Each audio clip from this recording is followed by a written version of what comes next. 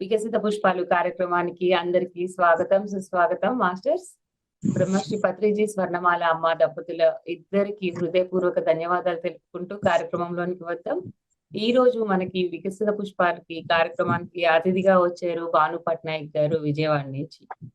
గత 15 సంవత్సరాలు పైగా 16 సంవత్సరాల నుంచి విశేషంగా ధ్యాన సాధన చేస్తూ విశేషంగా ధ్యాన ప్రచారాన్ని చేస్తూ శాకాహార ర్యాలీలు పిరమిడ్ నిర్మాణాలలో తమ వంతు బాధ్యతని పోషిస్తూ ఎంతో అద్భుతంగా వారు ఎందరికో స్ఫూర్తినిస్తున్నారు.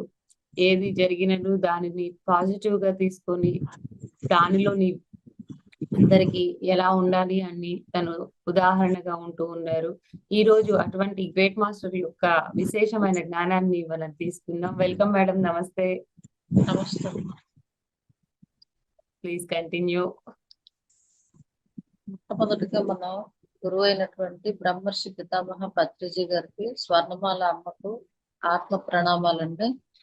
అలాగే ప్రతి ఒక్క ధ్యాన మిత్రులకు నా హృదయపూర్వక నమస్కారాలు తెలియజేసుకుంటున్నాను. నా పేరు భాను అండి, మాది విజయవాడ. ధ్యానానికి ముందు నా జీవితం, ధ్యానం తర్వాత నేను ఎలా మారానన్నది నా అనుభవాలతో మీకు పంచుకోవాలనుకుంటున్నాను. నేను 2010లో ధ్యాన పరిచయం అయింది మాకు సుశీల మేడం ద్వారా. ఆ మేడం కూడా కృతజ్ఞతలు తెలుపుకుంటున్నాను. అంటే నాకు ధ్యానం చేయడం నేర్పుతుంది. చిన్నప్పటి నుంచి అసలు నాకు ఎలాంటి పరిస్థితుల్లో ఉన్నానో నాకే తెలియదు. చిన్నప్పటి నుంచి రకరకాల భయాలు. అంటే మాది వైజాగ్, నాన్నగారు నేవీలో చేసేవారు. మేము 5గురు ఆడపిల్లలం.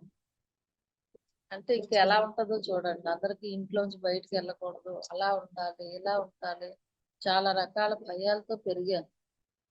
అన్ని నాన్నగారు చూసుకునేవారు. బయటికి వెళ్ళడం అది తెలియదు. కానీ నాన్నగారు సాయంత్రం వచ్చి లైబ్రరీకి తీసుకెళ్ళేవారు. నాకు పుస్తకాలు చదవడం చిన్నప్పటి నుంచి బాగా ఇష్టం. రామాయణ మహాభారతాలు ఇవన్నీ కూడా గ్రంథాలయంకి వెళ్ళి చదివేదండి. ఇంట్లో ఉన్న పుస్తకాలు కానీ చందమామ అవన్నీ పుస్తకాలు చదవడం అలవాటు అయిపోయింది. నాన్నగారు ఆఫీస్ నుంచి వచ్చి తీసుకెళ్ళేవారు. ఆ చదవడం ఎలాగైపోయిందంటే ప్రతిరోజు చదవాలి, ఏదో ఒకటి నేర్చుకోవాలి అలా అనిపించింది. నేను 5th క్లాస్కి వచ్చేసరికి రామాయణ మహాభారతాలు కూడా కంప్లీట్ చేశాను. తెలుగు టీచర్ పాఠం చెప్తుంటే కూడా డెస్క్ లో బుక్ పెట్టుకొని చదివేదాన్ని. పెట్టేవారు, ముందు అది పక్కన పెట్టు, ఇది కానీ అని. అలాంటిది అలా పుస్తకాల్లో అది ఏంటో తెలుసుకోవాలి అన్న జిజ్ఞాస ఎక్కువ ఉండేది. ప్రతి మౌనంగా ఉండడం, లేదంటే పుస్తకం చదవడం. నాకు ఇంక ఇదే ఆడుకోవడం, ఇంకేదో అలాగా యాక్టివ్గా ఉండేదని కాదు. ఏదో ఒకటి నా వెతుకులాటగా ఉండేది చిన్నప్పటి నుంచి నాకు ఒక కళ వచ్చేదంటే, నిద్రపోతున్నప్పుడు నా లోపల నుంచి ఒక నీటితో గీసిన ఆకారం నా లోపల నుంచి వెళ్ళి స్టేషన్ లో కూర్చొని ఏడ్చింది. పదే పదే నాకు ఆ కళ వచ్చేది. ఎందుకు వస్తుందో తెలీదు, ఎందుకు ఏడుస్తుందో తెలీదు. ఆ ట్రైన్ వెళ్ళిపోగానే మళ్ళీ ట్రైన్ వెళ్ళిపోయిందా అని బాధపడేది. ఇలా క్రమంలో నాకు మ్యారేజ్ అవ్వడం, మేము కొన్నాళ్ళకి తిరుపతిలో వెళ్ళవలసి వచ్చింది. మా వారు ఉద్యోగులు ఇచ్చారు నాకు. ఆయన మేనర్ బాగా అవుతారు. ఇంకా బయట కుటుంబం తెలియదు, ఇంట్లో వాళ్ళమే అంతా. బయట ఎలా ఉండాలో తెలియదు. నేను ఒక్కదాన్ని ఎలా ఉండాలి అబ్బా. వైజాగ్ నుంచి విజయవాడ, విజయవాడ నుంచి మన తిరుపతి వెళ్ళాం. పాప ఈ చిన్నది, పెద్ద అమ్మాయి. అలా వెళ్ళేటప్పుడు అక్కడ అంతా ఇంకా తిరుపతిలో ఉండేటప్పుడు అంతా ఇంకేమి సినిమాలు చూడటం అలాంటివి ఏం లేదు. అక్కడ ఉన్న భగవంతుడు, ప్రకృతి, ఆ ప్రకృతి అంటే నాకు చాలా ఇష్టం. ఆ చెట్లు కొండలు చూస్తూ అలిపిరి దగ్గరికి వెళ్ళి కూర్చొని కాలక్షేపం చేసి వచ్చేదాన్ని. కానీ అన్ని చూసిన భగవంతుని అన్ని సేవలకు తీసుకెళ్లేవారు మా వారు. అన్ని సేవలు చూసేదాన్ని. అలా చూసినా ఇంకా ఏదో కోల్పోయినట్టు అనిపించేది. ఏదో చూడాలి. ఆ పూజలు అన్ని కూడా విపరీతంగా చేసేవారు ఈయన నేను కూడా. అయినప్పుడు కూడా మనశ్శాంతిగా అనిపించేది కాదు. తర్వాత మా మావి గారు కాలం చేశారు. ఆయన ఎప్పుడైతే బాడీ వెకెట్ చేశారో మేము విజయవాడ రావాల్సి వచ్చింది. విజయవాడ వచ్చినప్పుడు పైన అందరూ ధ్యానం చేస్తున్నారు. ఆ ధ్యానం అని తెలియదు నాకు. ఆత్మ అంటే కూడా భయం, ఒక చీకటి అంటే భయం. ఎన్ని భయాలతో ఉన్నావు చూడండి. ఆత్మ అన్న పదం ఉంటేనే ఇంకేదో అనుకో భయపడిపోయేదాన్ని. నేను ఆ కొండ మీద ఉన్నప్పుడు ఆ ప్రకృతిని చూస్తున్నప్పుడు ప్రశాంతంగా ఉన్నప్పుడు నాకు కళ్ళు మూసుకుంటే అది ధ్యానం అని తెలియదు. కానీ ఒక నిమిషం కళ్ళు మూసుకుంటే మానసికంగా ప్రశాంతంగా ఉండేదని. ఎప్పుడైతే నేను విజయవాడ వచ్చానో విజయవాడలోని ఆ రోడ్లు గందరగోళం అన్ని కూడా నాకు నచ్చేవి కాదు. ప్రతి ఒక్క పూట సెలవొచ్చినా సరే నేను తిరుపతి వెళ్ళిపోవాలనుకునేదాన్ని. అక్కడే ప్రశాంతంగా ఉంది. అంతమంది జనం ఉన్నప్పుడు కూడా అక్కడ ఎంత హాయిగా ఉంది. ఇక్కడ ఎందుకు అది లేదు అని అనుకునేదాన్ని. ఇలా ఉండగా ఇంట్లో ఉంటారు కదా! అంతా మేనరికమైన పైన పెద్దవాళ్ళు చనిపోయేసరికి కొద్దిగా ఆస్తి తగాదాలు అవి అయ్యేసరికి నాకు చాలా విసుగు అనిపించింది. ఏంటి మనుషులు అప్పటి వరకు మన అన్నాళ్ళు కూడా ఏదో అయిపోతుంటారు అని. ఆ బాధ నాకు తట్టుకోలేక బాగా తలనొప్పి, మైగ్రేను, సైనస్ 2 వచ్చేసాయి. లేచి నడవలేని పరిస్థితి అయిపోయేది. తల పట్టుకొని లేచి ఒక అరగంట వరకు మనిషిని కాలేకపోయేదాన్ని. తర్వాత లేచి నా పని చేసుకోవాలంటే చాలా కష్టమైంది. అలా తలనొప్పి బాగా విపరీతంగా వచ్చేటప్పటికి మీరు కళ్ళు మూసుకుంటే అలా కూర్చుంటే ధ్యానంలోనే మీకు తలనొప్పి తగ్గుతదన్నారు. హాస్పిటల్‌కెళ్తే సైనస్ వల్ల ముక్కు ఆపరేషన్ చేయాలి అని చెప్పారు. నాకు ఇంజెక్షన్ అంటేనే భయం. డాక్టర్ దగ్గరికి కూడా ఎళ్ళేదాన్ని కాదు. ఒక ఇంజెక్షన్ చేయడం చూడడానికి కూడా నాకేమో ఇష్టం ఉండేది కాదు. భయపడేదాన్ని. అలాంటిది పైకెళ్ళి కూర్చోవాలంటే అమ్మో! ఈళ్ళందరూ ఏం చేస్తున్నారు? అప్పుడు ఆ రోజు పౌర్ణమి. అప్పటికి మా వారు 2001లోనే మా వారు తిరుపతిలో ఉన్నప్పుడే పత్రి గారి దగ్గరికెళ్ళడం, ఆయన కలవడం. కానీ ఆయన వేషధారణ సరిగ్గా ఆయనకు నచ్చక ఆయన మళ్ళీ వచ్చేసారు. అప్పుడు సుందర చైతన్య స్వామి దగ్గరికెళ్ళి ఆయన పౌర్ణమి ధ్యానానికెళ్ళేవారు. ఆయన ఇంట్లో వచ్చి ధ్యానం చేస్తున్నాను గాని, ధ్యానం చేయమని గాని ఏ రోజు చెప్పలేదు. ఆయన చేసుకుండేవారు. ఆయన హ్యాపీగా ఉండేవారు. ఎలా అంటే ఆయన ప్రాపంచికంగా కూడా చాలా ఆనందంగా ఉండేవారు. ఆధ్యాత్మిక విషయంలో కూడా పిల్లలకు కూడా చిన్నప్పటి నుంచి విష్ణు సహస్రనామాలు, లలిత సహస్రనామాలు నేర్పించేవారు. అన్ని రెండిట్లో కూడా ఆయన నంబర్ 1 లాగే ఉండేవారు ఫస్ట్ నుంచిను. అంటే సంతోషంగా ఉండేవారు. మళ్ళీ భగవంతుడంటే చాలా ఇష్టం ఆయనకి. అలా కూడా ఉండేవారు. కానీ ఏంటంటే కోపం ఎక్కువ. చాలా కోపంగా ఉండేవారు పట్నాయక్ గారు. ధ్యానంలోకి రాకముందు. ఆయన ఎదురుగుంటా అంతా ఇద్దరం కూడా సరదాగా ఉండేవాళ్ళం. మ్యారేజ్ అయ్యేసరికి ఇంక అతనంటే భయం. భర్త అనే భావన అమ్మో! ఇలా ఉండకూడదు. కానీ ఒక్కొక్కసారి నేను చెప్పినా వినేవారు. కానీ ఆయన దగ్గరికెళ్లి చెప్పాలంటే భయపడేదాన్ని. బావ అయినప్పటికి కూడా. అంటే లోపల ప్రపంచం మనం ఎలా ఉండాలనుకున్నామో ఇలా ఉండకూడదు. ఇలాగే ఉండాలేమో అవన్నీ అణిచిపెట్టుకొని ఉండేవాళ్ళం. కోపాన్ని వ్యక్తం చేయలేకపోయేవాళ్ళం. ఏడ్చుకోవడం. ఏదున్నా సరే ఏడుపే. ఫస్ట్ ఏడుపే వచ్చేది. "నువ్వు ఆపు కొలాయి కట్టే" అనేవారు. అలాంటిది ఆ సరదాగా ఉంటప్పుడు కూడా సరదాని అలా జరిగితే అలా ఉండకూడదు. ఇలాగే ఉండాలి. గిరిగీసుకొని ఉండేటట్టు ఉండేదాన్ని. నా వంటింట్లోకి ఎవరు రాకూడదు. నన్ను అంటుకోకూడదు, ముట్టుకోకూడదు. అంటే చిన్నప్పుడు అమ్మ ఆళ్ళు అలా ఉండేవారు. అలాంటిది విజయవాడ నుంచి తిరుపతెళ్ళినప్పుడు కొత్త ఫ్రెండ్స్ ఏర్పడ్డారు. అంటే మా ఇంటిగల్లోళ్ళే. ఆళ్ళు కూడా చాలా మంచోళ్ళు. బయటికి రావడం కొద్దిగా అలవాటయింది. ఎప్పుడైతే నేను ఇక్కడికి విజయవాడ వచ్చేసరికి కొద్దిగా తెలుసుకున్నానో, ఎలా ఉండాలి ఇతరులతోటని. లేపోతే నేను ఒక్కదాన్ని వంట చేసుకొని నా ఇంట్లో నేను ఉండడం, నా కుటుంబం అన్నట్టు ఉండేదాన్ని. అలా వచ్చినప్పటికి ఎప్పుడైతే మైగ్రేను, హెడేక్ బాగా ఎక్కువయిందో కళ్ళు మూసుకొని కూర్చోవాలండి అనన్నారు. పైకెళ్ళి చూస్తే చీకట్లో కూర్చొని ఉన్నారు అందరూ. ఆ కూర్చొని ఉండేటప్పుడు నాకు చీకటంటే భయం కదా! ఏంటి చీకట్లో కూర్చోకూడదు ఈళ్ళంతా ఇలా కూర్చున్నారు అని అనుకుని నేనొచ్చేసాను. ధ్యానంలో కూర్చోలే. వచ్చేసిన తర్వాత మరుసటి రోజు సారొస్తున్నారు. గురువుగారొస్తున్నారు. ఒకసారి రండి అని పిలిచారు. పిలిచినప్పుడు మా వారన్నారు, "ముందు మనం లైలా కాలేజీలో ధ్యానం అవుతుంది. మనం వెళ్దాం అక్కడికి. తర్వాత సార్ ఇక్కడికొచ్చినప్పుడు చూద్దాం. అక్కడ అసలది ఏంటో తెలుసుకుందాం" అని లైలా కాలేజ్ తీసుకెళ్లారు. ఫుల్ ఆడిటోరియం అంతా నిండిపోయింది. ప్లేస్ లేదు. ఫస్ట్ ద్వారం నుంచి అలా ఎళ్తే సార్ చూసి పిలిచారు. సార్ దగ్గరగా కూర్చున్నాను. మొట్టమొదటగా నేను కళ్ళు మూయడం అదే. పిలిచి ఫ్లూట్ వాయిస్తూ బుద్ధం శరణం గచ్చామి అని ఎప్పుడైతే పాడారో అసలు ఎక్కడ ఆ ఫ్లూట్ వాయిస్తున్న అంత సేపు కూడా ఆ గంట సేపు 2 నిమిషాల్లో గడిచిపోయింది నాకు.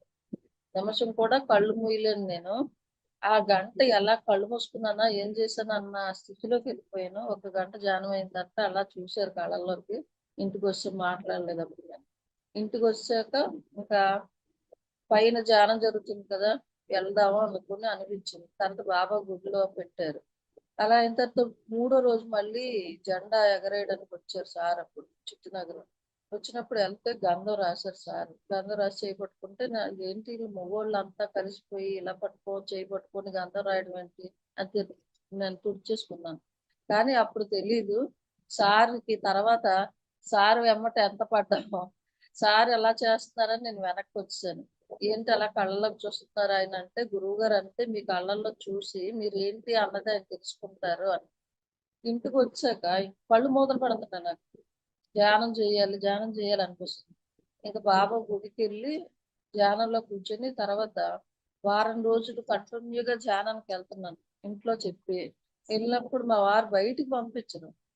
ఇంట్లోనే ఉండాలి, తను వచ్చేసరికి ఇంట్లోనే ఉండాలి, పిల్లలు వచ్చేసరికి పిల్లలు తీసుకొని రావడం ఆ యాతనలో ఉండేదాన్ని.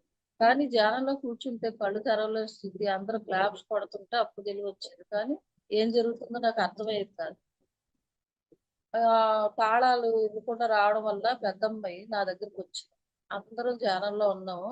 తను లోపలికి రాగానే పొంగి చూస్తే అందరూ ధ్యానం చేస్తున్నాం అంటే వాయిస్ వినిపించిందట. మీరు కూడా రండి మేడం, మీరు కూడా కళ్ళు మూసుకొని ఇలా కూర్చోండి, ధ్యానం చేయండి అనగానే తన వాయిస్ని ఎవరో మాట్లాడుతున్నారులే అని లోపలికి వచ్చి తనకి తెలియకపోయినా ఎలా కూర్చులో తెలియకుండా తనే కూర్చునిపోయి కళ్ళు మూసుకునేసరికి 3 hours లో మొత్తం తన మూడో కన్ను తెరుచుకోవడం, తను ఎవరు ఏంటి అన్నది ఫస్ట్ సిట్టింగ్ లోనే తను తెలుసుకుంది. అప్పటి వరకు నాకు అలాంటివి ఏమీ తెలీదు. కళ్ళు మూసుకుంటే విశ్వశక్తి అనేది లోపలికి వెళ్తది, మన నాడీ మండలి శుద్ధి అవుతుంది అవే తెలుసు అంతవరకే. కానీ ఏంటి తను కళ్ళు మూసుకొని 3 గంటలు లేకుండా కూర్చుంది. ఈయన వచ్చేస్తారని చెప్పి నేను గాబరపడి లేకపోతుంటే లేపండి, తను లేచినప్పుడే లేపండి, మీరు వెళ్ళండి అన్నారు సుశీల మేడం. అంటే అప్పుడు ఇంకా నేను వెళ్ళలేక ఏంట్రా బాబు ఇప్పుడు నేను ఇందులోకి పిల్లల్ని తీసుకొచ్చాను అని అనుకున్నాను. 3 గంటలు గడిచిపోయాక తన ఇంటికి వచ్చి తను ఎవరు అన్నది చెప్పింది. తను మొత్తం ఏం చూసింది, ఆత్మ అంటే ఏంటి, జన్మ అంటే ఏంటి, తను దేనికోసం వచ్చింది అవన్నీ చెప్పేసరికి నాకు అర్థం కాలేదు. ఏం చెప్తుంది తిని ఇదంతా ఏంటి మేడం అంటే, తను తెలుసుకున్నది వినండి అంతే అని అన్నారు. ఆ తర్వాత 3 రోజుల్లోని ప్రతిరోజు వెళ్తున్నప్పుడల్లా ఒక్కొక్క అనుభవం చెప్పేది. ఒక దేవాలయం దగ్గర పెట్టినప్పుడు ఆ దేవాలయం ఎలా ఏర్పడ్డది, అక్కడ శక్తి ఎక్కడ ఉన్నది, ఆ శక్తిని మనం ఎలా తీసుకోవాలి, అదంతా క్లీనింగ్ ఇవన్నీ చెప్తుండేది. నాకేం అర్థమయ్యేది కాదు. ఏంటి ఇలా చెప్తుంది తిను అని. మూడో రోజు వచ్చేసరికి ఒక భార్యాభర్త చనిపోయారు. ఒక భార్యాభర్త చనిపోయినప్పుడు వాళ్ళ ఆత్మలతో మాట్లాడి ఆత్మల్ని సార్ చెప్పారంట వాళ్ళని ఎన్లైట్ చేయమని. ఆ ఎన్లైట్ చేయడాలు ఏంటి, ఇదేంటి గోలంతా అని అనుకునేదాన్ని. ఇలా కొన్ని రోజులు గడిచిపోయింది. ఒక వారం రోజులు గడిచిపోయాక ఎగ్జామ్ తనకి పరీక్షల దగ్గరకు వచ్చాయి. తను కూర్చొని లేవట్లేదు. 5 గంటలు 4 గంటలు ఎంతసేపు కూర్చుని పోతే కర్ర తీసుకుని వచ్చాను నేను కొట్టడానికి. లేపే పరిస్థితి కాదు, లేపుతున్నా లేవట్లేదు. ఇలా కర్ర ఎత్తి కొట్టడానికి వచ్చేసరికి తలుపులన్నీ వేసే ఉన్నాయి. మా దివాణం మీద సార్ పడుకొని కనిపించారు నాకు ఓపెన్ ఐస్ తోటి. అనుమానించి అవమానించకండి మేడం, మీరు కూడా కళ్ళు మూసుకున్నా అని గట్టిగా అరిచారు. అరిచేసరికి తలుపేసింది, ఈయన ఎలాగొచ్చారు అసలు ఈయన ఏంటి అనే ఒకలాంటి ఆతృత కలిగింది నాకు. వెంటనే అక్కడ అలా కర్రబట్టి కూర్చొని కళ్ళు మూసుకొని ధ్యానంలోకి వెళ్ళినప్పుడు తన చుట్టూ చాలా మంది మాస్టర్స్ తనకి బోధ చెప్తున్నారు. కానీ కనిపిస్తుంది కానీ నాకు వినిపించట్లేదు. తనకి ఏం చెప్తున్నారో వినిపించట్లేదు కానీ కనిపిస్తుంది. తను లేచాక అడిగాను, ఏంటి ఎవరు ఏం చెప్తున్నారు? అందరూ తెల్లటి డ్రెస్సులు వేసుకొని చాలా అసలు పెద్ద సన్యాసుల్లాగా ఉన్నారు అంతా కూడా. వాళ్ళంతా ఏం చెప్తున్నారు, అసలు ఏం జరుగుతుంది ఇక్కడ అని అడిగితే, నేను చెప్పడం కాదు, నువ్వు తెలుసుకోవాలంటే నీ ఆత్మశక్తిని పెంచుకో. నీలో ఉన్న శక్తిని ఎప్పుడైతే పెంచుకుంటావో నువ్వు చూడగలవు, వినగలవు కూడా. నీకు ఆత్మశక్తి లేకపోవడం వల్ల అది వినిపించట్లేదు అని చెప్పింది పెద్దమ్మ. అది చెప్పినప్పుడు ఎలాగైనా నాకు ఆసక్తి పెరిగింది అనమాట. నేను ఇందులో ఏదో సత్యం ఉంది, ఈ సత్యాన్ని నేను తెలుసుకోవాలి అని ఇంకా గట్టిగా అనుకున్నాను. ఎరుకతో నేను ధ్యానం చేయాలి అని. ఎరుకని అప్పుడు తెలియదు, కాకపోతే దీంట్లో ఏదో ఉంది, నేను గట్టిగా పట్టుకోవాలి దీన్ని అని చెప్పి ఇంకా ధ్యానం చేయడం గంటలు ధ్యానం చేయడం మొదలు పెట్టాను. అలా కూర్చుంటే 5 గంటలు దాన్ని ఎప్పుడైతే నా మనసులో గట్టిగా అంటే చెయ్యాలని ఒక తపన వచ్చిందో కదలకుండా కూర్చోగలిగేదాన్ని. అలా 3 గంటలు ప్రతి సిట్టింగ్ 3 గంటలు కూర్చునేదాన్ని. ఇలా కూర్చుని రోజులు గడుస్తున్నాయి. కొన్ని రోజులకి మళ్ళీ నాకు అనుమానం, ఇదేదో మాయ, ఒక పూజ లేదు, ఏమీ లేదు, కూర్చుంటే కళ్ళు మూసుకుంటే చేతులు రావు, కళ్ళు రావు, ఏదో వీళ్ళు చేస్తున్నారు మనుషుల మీద. అమ్మ బాబు, ఇది సత్యమో అసత్యమో తెలుసుకోకుండా ఇందులోకి వచ్చాము, ఒక దీపం లేదు, ఏం లేకుండా అయిపోతున్నాను. పక్కన బాబా గుడి ఉండేది. మేము తిరుపతి నుంచి విజయవాడ వచ్చేసాం పూర్తిగా. ఆ విజయవాడ వచ్చినప్పుడు తిరుపతిలోనే బాగుంది అనుకునేదాన్ని. విజయవాడ బాబా గుడికి వెళ్ళి, ఏంటి బాబా నన్ను మళ్ళీ అక్కడికి ఎప్పుడు పంపిస్తావు, నా పరిస్థితి ఏంటి ఇలాగైపోయింది, నేను ఏదో మాయలో పడిపోయాను అనుకొని తెచ్చేదాన్ని.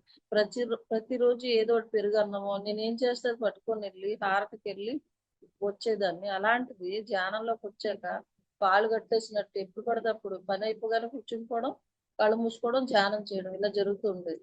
ఆ ధ్యానంలో కూడా నేను బాధపడిపోయేదాన్ని. ఏంటి నేను కట్టినట్టు అయిపోయాను నేను. అలా కళ్ళు మూసుకోగానే మొట్టమొదటిసారిగా అప్పుడు బాబా కనిపించారండి. నా పక్కనే కూర్చొని ఆ వైబ్రేషన్ లో అదంతా అసలు కూర్చొని పిచ్చిదానిలాగా ఉన్నావు, ఇంట్లో దీపం పెట్టి ఇంట్లో ఉన్నాను అంటున్నావు, గుడిలో ఉన్నాను అంటున్నావు, షిరిడిలో ఉన్నాను అంటున్నావు, నువ్వు చూసే దృష్టిని మార్చుకో, సృష్టి అంతా నువ్వు ఉన్నావు, నేను ఉన్నాను అని చెప్పారు.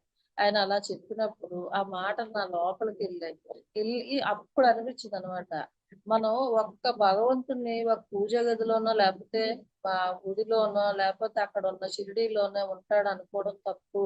అంతటా భగవంతుడు నిండి ఉన్నాడు అని అది తెలుసుకున్నాక నాకు గుడికి వెళ్ళాలి అంటే ఇప్పుడు వెళ్తాను, కానీ అప్పుడులాగా గుడిలోనే ఉన్నాడు అక్కడే ఉన్నాడన్న భావన పోయింది. అంతటా ఉన్నాడని ఎప్పుడైతే తెలుసుకున్నానో ఇంకా పుస్తకాలు చదవడం, ఇవి చదవడం, అవి చదవడం, అవన్నీ చదవలేకపోతున్నానే, దేవాలయంకి వెళ్ళలేకపోతున్నాను అన్న బాధని పోగొట్టుకున్నాను నేను మొట్టమొదటి అనుభవంతో.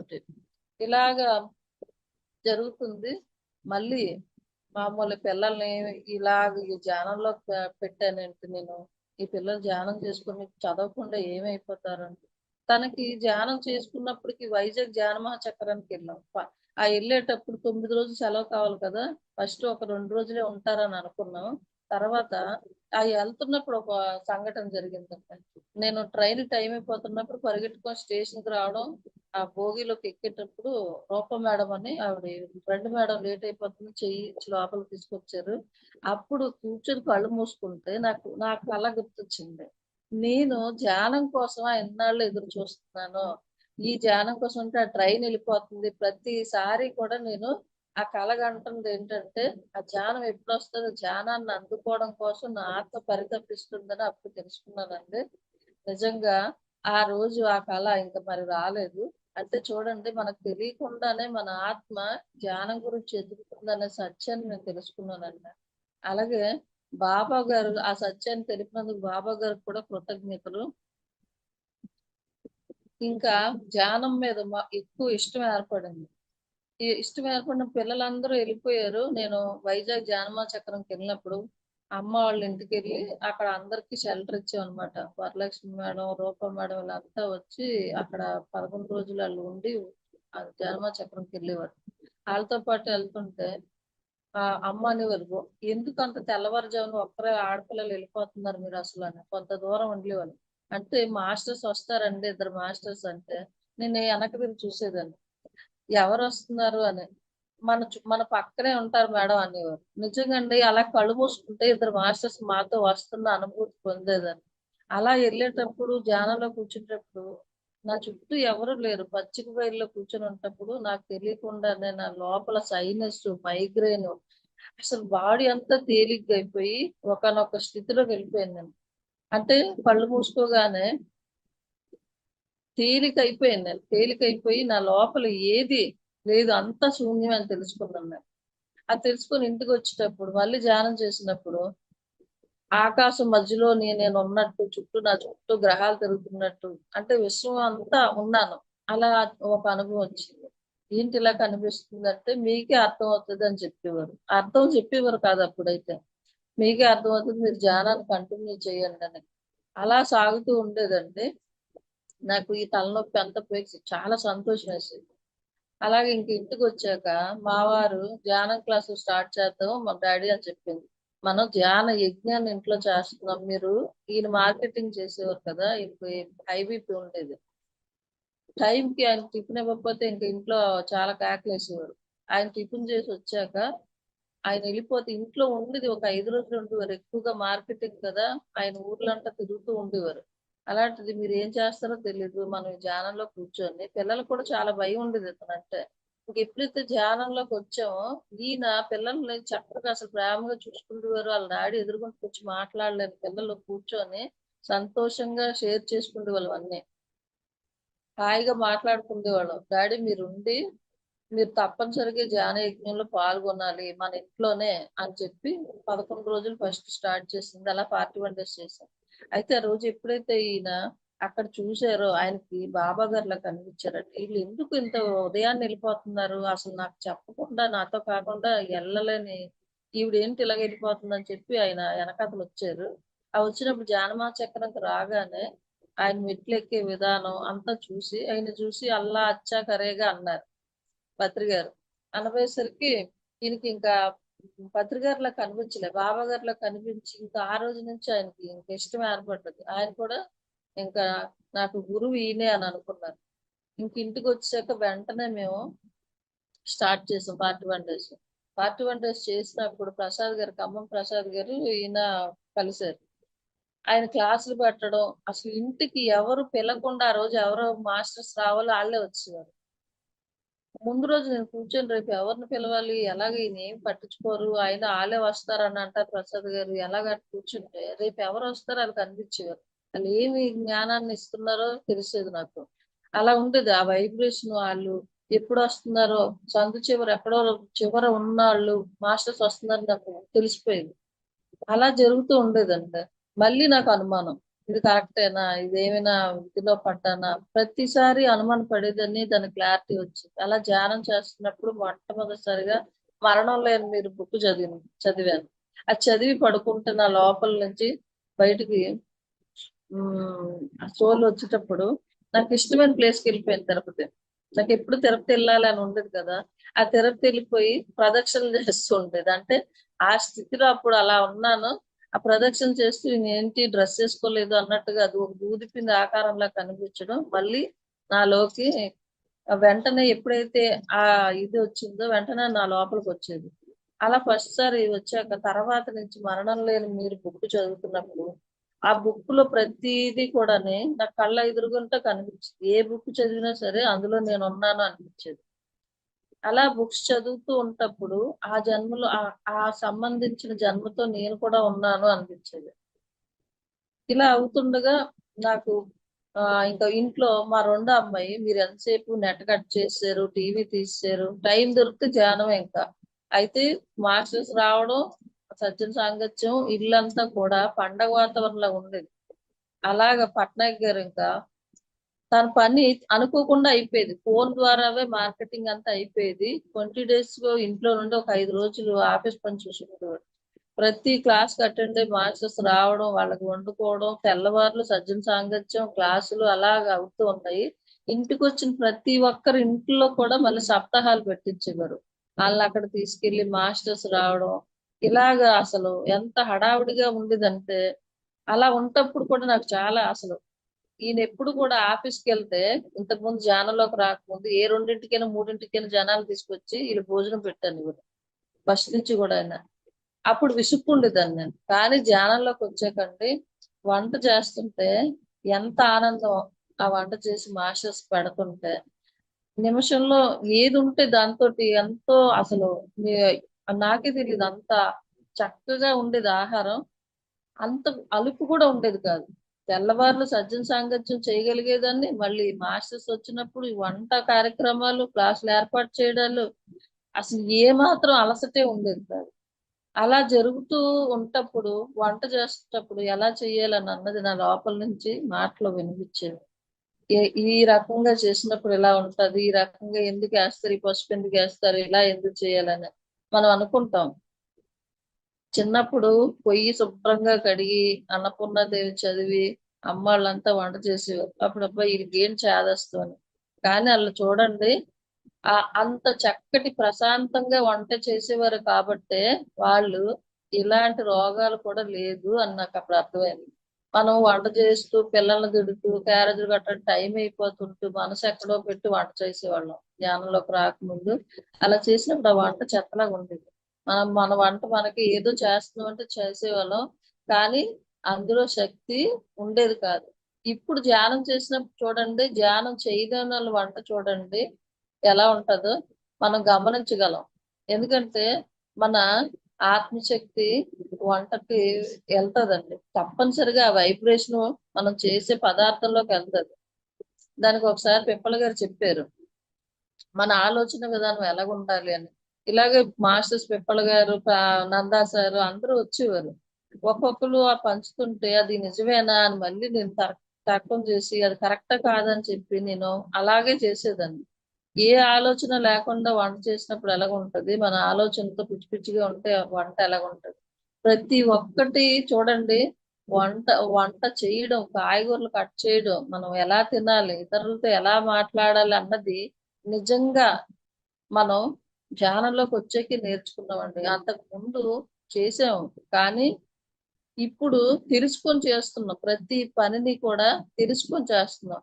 ఒక ధ్యానం కానివ్వండి, లేదంటే ఒక పూజ కానివ్వండి, నిజమైన సేవ కానివ్వండి, ప్రతిదీ కూడా అర్థవంతంగా ఎరుకతో మనం ఎప్పుడైతే అవగాహన శక్తిని పెంచుకుంటామో ప్రతిదీ కూడా పండగలాగే ఉంటది, ప్రతిదీ కూడా ఉత్సవం లాగే ఉంటది.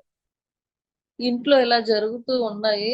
ఎక్కడికి వెళ్ళాలని మెసేజ్ వచ్చినప్పుడు అక్కడికి వెళ్ళి ఆ పనిని చేసి వస్తూ ఉండేవాళ్ళం. అలా చేస్తున్నప్పుడు ఎంతో సంతోషంగా జరిగిపోతుంది 2012 వరకు. తర్వాత కొన్ని డిస్టర్బెన్స్ తర్వాత కూడా అప్పుడు కూడా ఆ సార్ ఏం చెప్పారు, మానవ అవమానాన్ని కూడా సరిసమానం చేసుకోమన్నారు. మనం ఏడుస్తుంటప్పుడు సార్ ఎందుకు అలా బాధపడతారు, ప్రతిదీ కూడానండి సార్ పక్కన ఉన్నట్టే. ఏ పని చేసినా సరే ఆ పనిలోని నేను సార్తో మాట్లాడుతున్నట్టే ఉండేది నాకు. ఒకసారి ముఖర్జీ గారు వాళ్ళ ఇంటికి సార్ వచ్చినప్పుడు, సార్ ఎప్పుడు వచ్చినా మేము వెళ్ళేవాళ్ళం. అంతా ఇంట్లో పని ఉంది, నేను ఆ పని అంతా వదిలేసి ఎలాగ రాగలను, నా ధర్మాన్ని నేను పాటించాలి కదా అని చెప్పి పిల్లలు ఇతను వెళ్ళిపోతే అంత పని కూడా పావు గంటలో అయిపోయింది. పని మీద ధ్యాస పెట్టి చేసుకొని నేను వెళ్తాను, ఇది అయిపోయాక వెళ్తాను పర్వాలేదు, నా ధర్మాన్ని నేను పాటించాలి అని చెప్పి వెళ్ళినప్పుడు సార్ మేడం అయ్యిందా అని అడిగారు అలాగాని. అంటే చూసారా, నేను ఇంట్లో ఉన్నప్పుడు కూడా మనసు సార్ దగ్గర ఉన్నప్పుడు గురువు గారు ఆయన కూడా వెయిట్ చేసినట్టే ఉన్నారు. నేను వెళ్ళగానే మళ్ళీ ఆయన బయలుదేరారు. ఇంకా ఏదైనా సరే ఒక క్లాస్ చెప్పడానికి వెళ్ళినప్పుడు కానీ, లేకపోతే ఇంకేదైనా వర్క్ చేసినప్పుడు ప్రతి క్షణం కూడా మన పక్కనే ఉన్నారా అన్నంత భావన కలిగేది. ఆయనతోటే ఎప్పుడు కూడా నేను ఏదైనా కొత్త వస్తువు కొంటే సార్ మా ఇంటికి వస్తారు అని అది పెట్టి సార్కి ఇవ్వాలి, ఇలా ఇలా ఆలోచనలు వచ్చేవి. ఒకసారి మార్చవరం వచ్చినప్పుడు సారు ఆ మీ ఇంటికి వస్తానని రాసిచ్చారు మౌనం. అలా ఉంటప్పుడు నేను ఇంకా 11 అయిపోయింది నైట్. ఒక డ్రెస్ తీసుకుందాం ఉందామని వెళ్తే షాప్లు ఏం లేవు, ఎగ్జిబిషన్ కట్టేస్తుంటే పైన ఒకటి దొరికింది. అది తీసుకొని ఇంటికి వచ్చి బీరువా పైన పెట్టాను. ఒకటే ఇస్తాం కింద ప్యాంట్ లేకుండా షరాయి లేకుండానని, కొత్త ఒకటే దొరికింది. అయితే ఇంకా 8 గంటలకు వచ్చి 5 నిమిషాల్లో వెళ్ళిపోతారు సార్ అని చెప్పారు. మీరు ఎవరిని పిలవకండి అని, కాఫీ తాగి వెళ్ళిపోతారని రాఘవరావు సార్ చెప్పారు. ఇంకా వచ్చినప్పుడు అంటే ఇంకా ఎంతమంది జనం, ఒక 200 పైనే, 100 పైనే, 200 లోపు జనాలు వచ్చారు.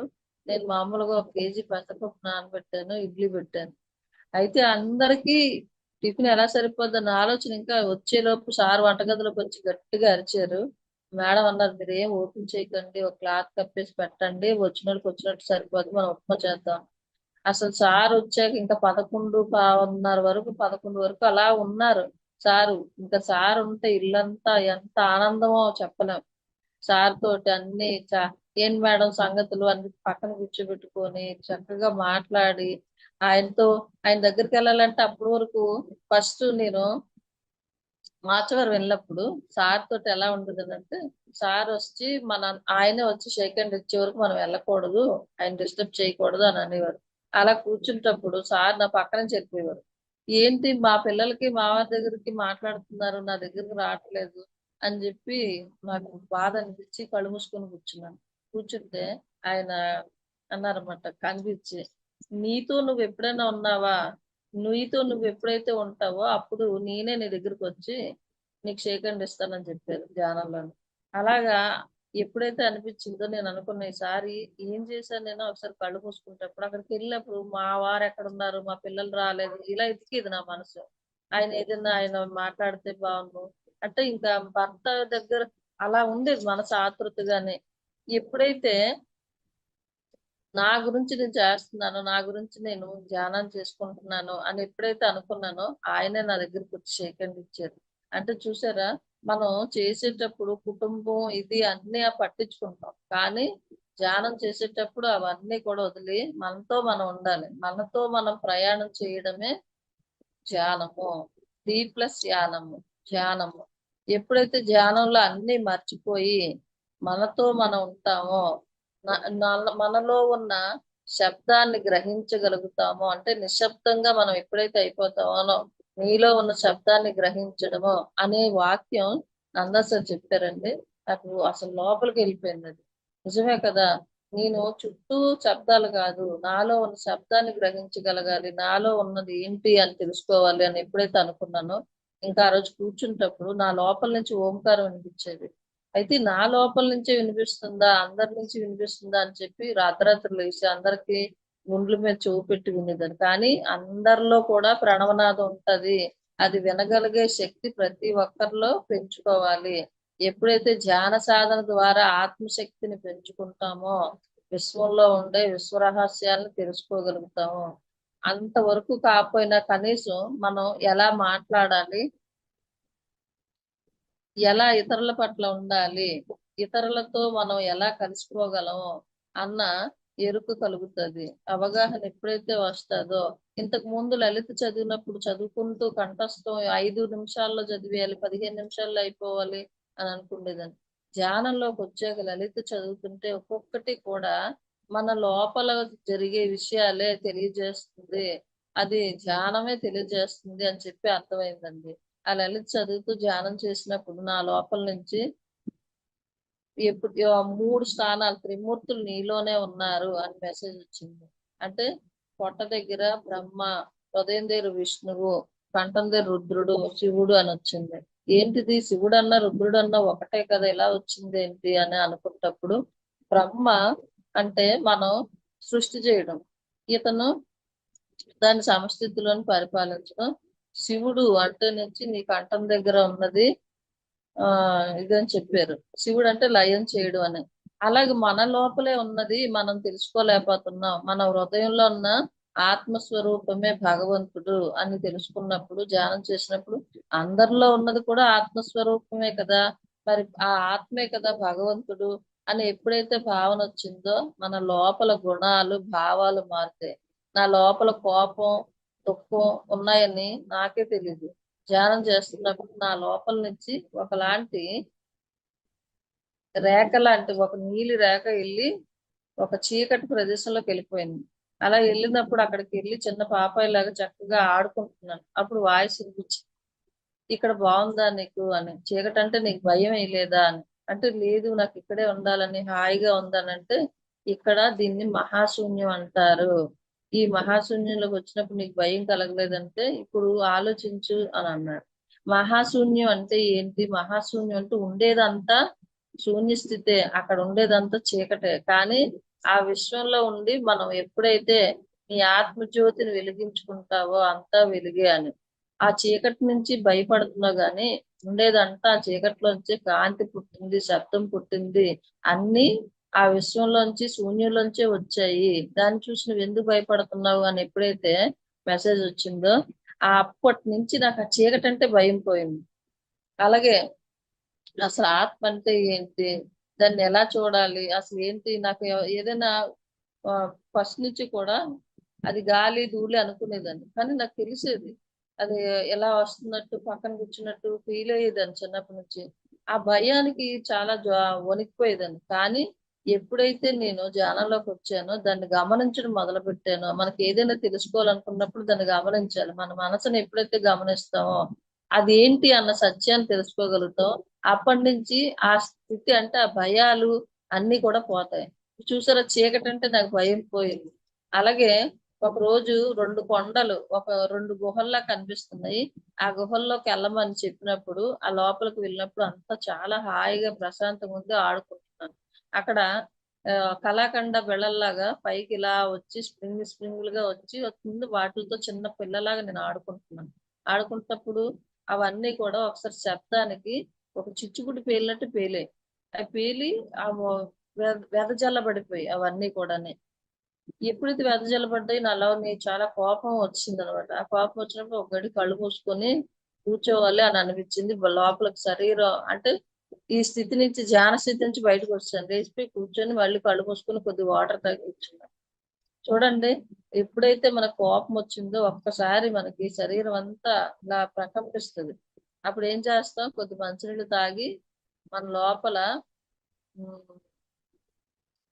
వాటర్ యొక్క శక్తిని తీసుకుంటాం. అలా ఎందుకు తీసుకుంటామో చెప్పారనమాట. మళ్ళీ కళ్ళు మూసుకొని కూర్చుంటప్పుడు అవన్నీ కూడా అణువులు. నీ అణువుల్లో నువ్వు నీ లోపలికి వెళ్ళావు.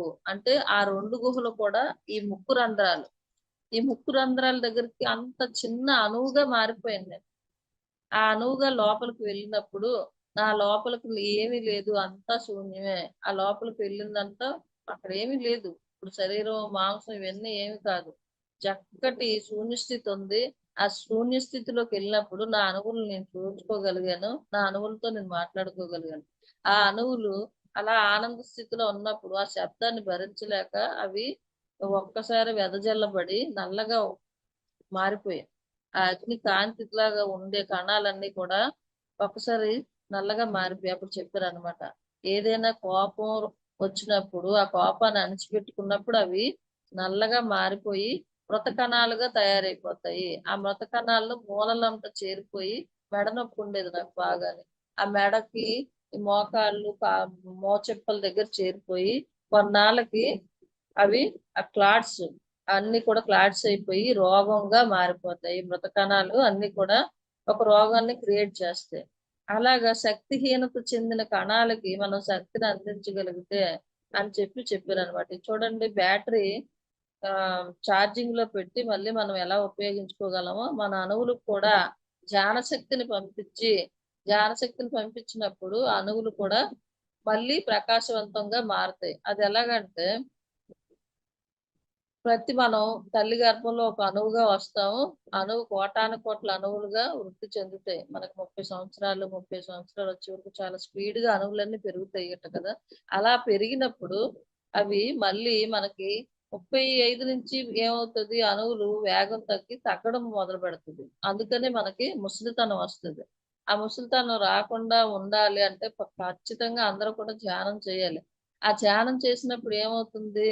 అణువులు అంటే నశించిపోవడం తగ్గుతుంది. ధ్యాన శక్తితో ఆ శక్తి పెరుగుతున్నప్పుడు ఆ అణువులు క్షీణించకుండా కొంత అంటే ఒక 10 వెళ్ళేవి 100లో ఒక 10 వెళ్ళేవి 1, 2గా ఉంటాయి. ఇంత మనం ఆ పెంచుకున్న శక్తిని అణువులు తీసుకుంటప్పుడు చూడండి, మనం ఎంత ఆరోగ్యంగా ఉంటాం, ఎంత అందంగా ఉంటాం, ఎంత ఆనందంగా ఉంటాం.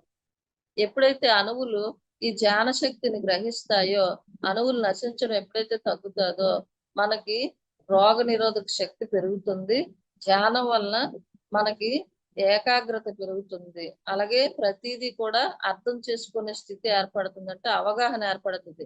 ఒకప్పుడు ఎలా ఉండేవాళ్ళం? ప్రతిదీ కూడా అర్థం పర్థం లేకుండా జీవించాం. అర్థం పర్థం లేకుండా ఆహారం తీసుకునేవాళ్ళం. ఏ అర్థం కూడా తెలియకుండా కూడా మనం ఏదో జీవితాన్ని బ్రతికేవాళ్ళం అంట, జీవించేవాళ్ళం కాదు.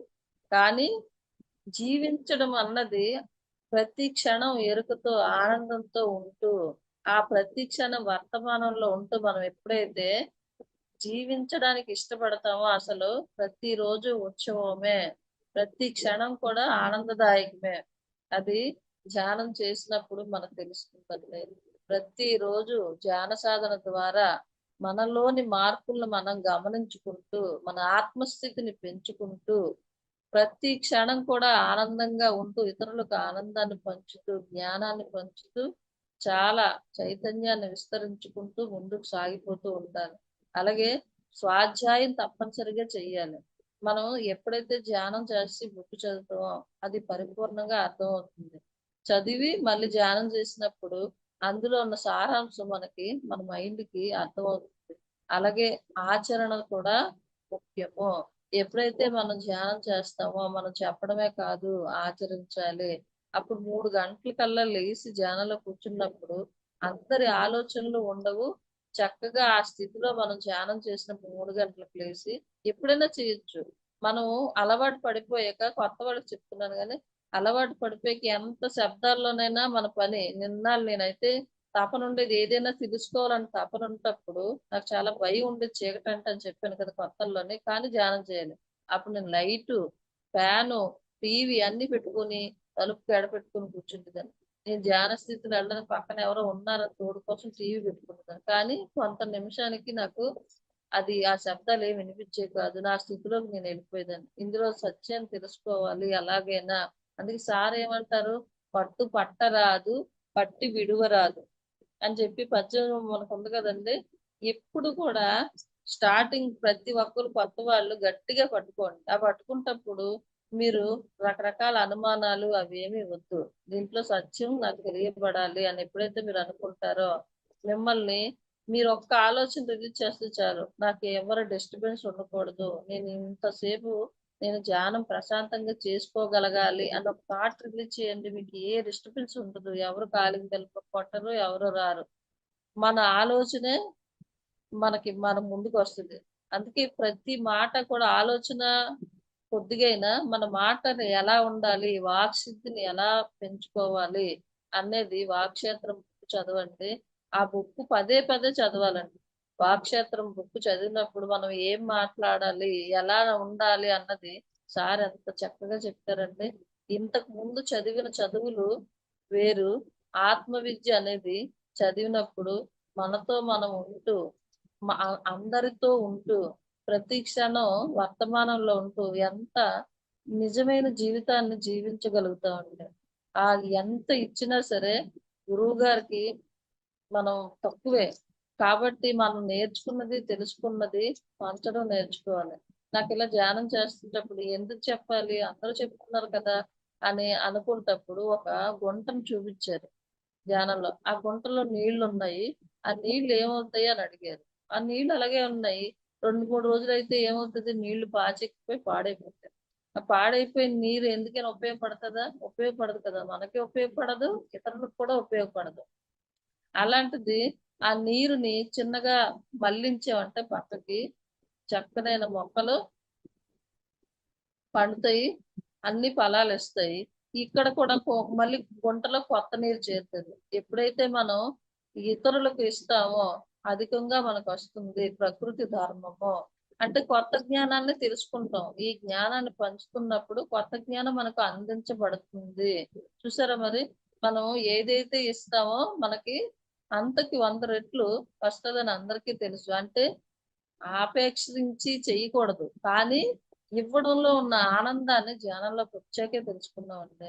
ఏదో ఇచ్చాంలే పుణ్యం వస్తది, పాపం వస్తది ఏదో అనుకోని ఇచ్చేవాళ్ళం. కానీ మనకి లోపల నుంచి ఇచ్చేటప్పుడు ఎంత ఆనందదాయకంగా ఉంటది. సంతోషం వేరు, ఆనందం వేరు అని తెలుసుకున్నాం. సంతోషం ఆ క్షణమే ఉంటది. ఏ వస్తువు కొనుక్కున్నా అబ్బా! అని పొంగిపోతాం. కానీ ఆనందం అనేది ఇతరులకి మనం సేవ చేయడం అనేది లేతే ఇతరులకి ధ్యాన ప్రచారం చేసి వాళ్ళ ధ్యానం గురించి చెప్పి, వాళ్ళ యొక్క ఆత్మస్థితికి మనం పాటుపడినప్పుడు అది కలిగే ఆనందం ఎంతో ఉన్నతంగా ఉంటదండి. దాన్ని చెప్పలేం. ఈ ఆహారం పెడితే ఒక్క రోజులోనే అది జీర్ణం అయిపోతది. వస్త్రం ఇస్తే 6 నెలల్లో అయిపోతది. కానీ ధ్యానం ఇస్తే జన్మ జన్మలకి కూడా మనం ఆ జ్ఞానాన్ని ఆళ్ళకి ఇచ్చిన ఉంటది. ఆ జ్ఞానాన్ని వాళ్ళ జన్మ జన్మలకు కూడా తీసుకెళ్ళగలరు.